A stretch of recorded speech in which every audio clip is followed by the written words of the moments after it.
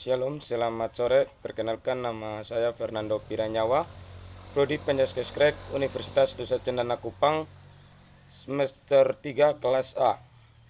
Di kesempatan kali ini saya akan menjelaskan hasil belajar saya tentang prinsip perkembangan motorik.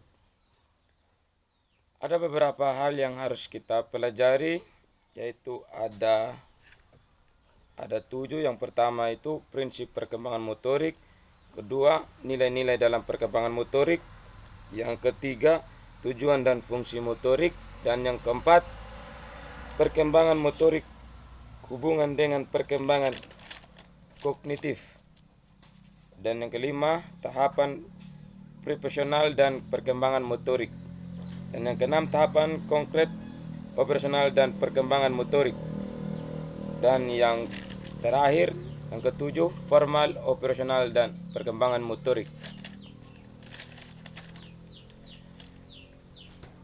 Satu, prinsip perkembangan motorik. Prinsip perkembangan motorik adalah salah satu perubahan fisik maupun fisik sesuai dengan masa pertumbuhannya.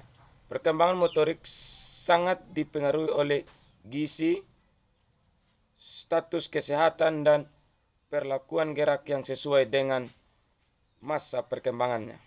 Jadi, pada prinsip rangkaiannya, perkembangan motorik hingga gerak yang tertata sangat tergantung pada faktor kematangan dan integrasi sistem syarat dan kerangka otot. Contohnya seperti anak kecil belajar melangkahkan kakinya dari tidak bisa sampai ia lancar melangkahkan kakinya. Sistem syarat dan kerangka ototnya sudah bagus dan berfungsi dengan sebaik mungkin, sehingga anak itu memiliki perubahan-perubahan dalam kehidupannya hari lepas hari. Tahap yang kedua, nilai-nilai dalam perkembangan motorik. Nilai-nilai yang didapatkan dari perkembangan motorik pada anak-anak sekolah dasar antara lain, yang pertama, pengalaman yang berarti, artinya anak memperoleh berbagai pengalaman gerak yang dibutuhkan selama hidupnya dan dapat mendukung pertumbuhan dan perkembangan dirinya. Yang kedua, hak dan kesempatan beraktivitas. Artinya anak memperoleh kesempatan yang banyak untuk membagi aktivitas yang disukainya. Dan yang ketiga, keseimbangan jiwa dan raga. Artinya proses perkembangan yang sesuai dengan usia akan melahirkan keseimbangan antara jiwa dan raga, sehingga tidak terjadi kondisi yang berlebih. Misalnya kemampuan jiwanya yang menonjol atau raganya, melainkan keduanya dalam keadaan seimbang. Yang keempat, mampu berperan menjadi diri sendiri, artinya berkembang motorik yang sesuai dengan masa anak-anak mampu memerankan dirinya sendiri. Kita pindah yang poin ketiga, itu tujuan dan fungsi motorik. Tujuan dan fungsi motorik adalah merangkai proses pertahapan kemampuan gerak. Fungsi perkembangan motorik adalah penguasaan keterampilan yang tergambar dalam kemampuan penyelesaian tugas tertentu. Ya, yang poin keempat itu perkembangan motorik hubungannya dengan perkembangan kognitif. Ada 3 ranah yang berkaitan dengan perkembangan motorik, yaitu efektif, kognitif, dan efisien, yaitu motorik gerak. Piaget dapat mengkategorikan perilaku dalam 4 tahap perkembangan kognitif, yaitu sensori motorik dari sejak lahir sampai dengan 2 tahun. Dan yang kedua, profesional 2 tahun sampai dengan 8 tahun. Yang ketiga, konkret operasional 8 tahun sampai dengan 11 tahun. Dan yang keempat, formal operasional 11 tahun sampai dengan 12 tahun.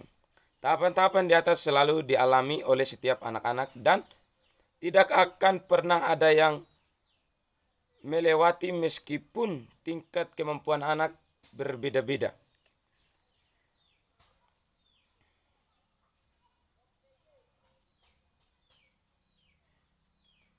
Yang dimaksud dari tahapan-tahapan pijat adalah harus sesuai porsi dan kemampuan anak-anak.